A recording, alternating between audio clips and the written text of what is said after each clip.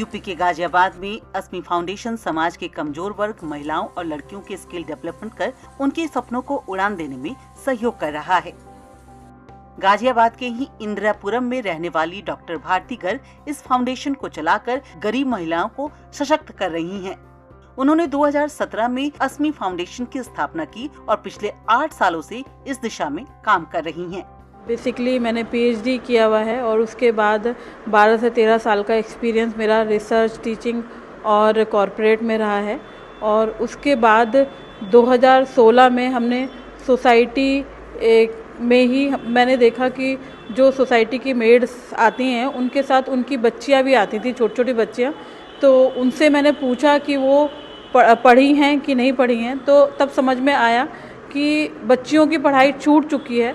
उसके बाद ही हम लोगों ने सोसाइटी में बच्चों को पढ़ाना शुरू किया फ्री ऑफ कॉस्ट, क्योंकि अगर हम सशक्त समाज की बात करते हैं तो महिलाओं का, लड़कियों का पढ़ना बहुत ज़रूरी है, तभी एक घर का एनवायरनमेंट बदल सकता है।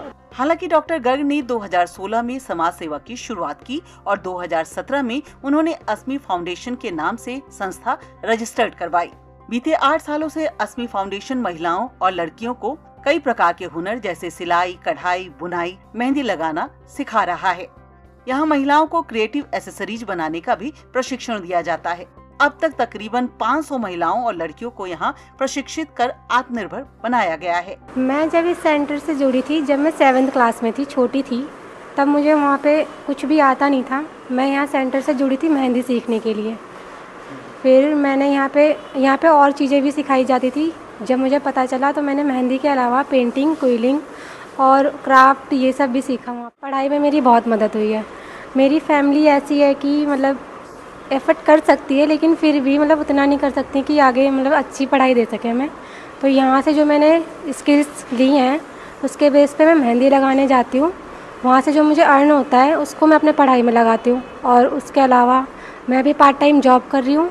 उससे जो अर्न होता है, मतलब जितना भी होता है उसमें अपनी फैमिली को भी सपोर्ट कर पाती हूँ, थोड़ा अपनी पढ़ाई में भी लगा पाती हूँ और जो नॉर्मल रहती हैं फीसेस हो जाए।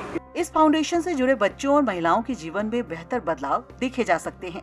संस्था की शुरुआत से अब तक तकरीबन सैकड़ों बच्चों को प्रारंभिक शिक्षा देने के बाद उन्हें स्पॉन्सरशिप के माध्यम से निजी स्कूलों में दाखिला दिलाया जा चुका है।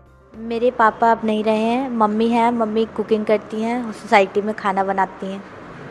क्या कुछ आप सीख रही हो यहाँ पर? मैं यहाँ जब आई थी मुझे कुछ भी नहीं आता था। मैंने यहाँ स्टार्टिंग से पढ़ाई की, यहाँ तक कि पेंसिल चलाना भी मैंने यहीं से सीखा है। और यहाँ के इस फाउंडेशन ने मुझे बहुत सपोर्ट करा है और मेरी पढ़ाई के लिए सबसे ज़्यादा सपोर्ट यहीं से मिला है।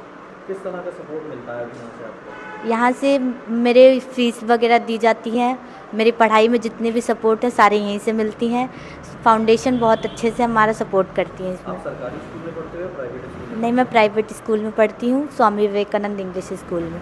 वहीं इस फाउंडेशन से जुड़ी युवतियाँ यहाँ से मिली मदद को वरदान मानती हैं, जहाँ इनकी शिक्षा प्रक्रिया में सहयोग कर इनके भविष्य को संवारा गया है और अब ये युवतियाँ समाज की सोच में बदलाव लाकर अपने घर का सहारा बनना चाहती हैं और पूरी जिम्मेदारी अपने कंधों पर उठाना चाहती हैं।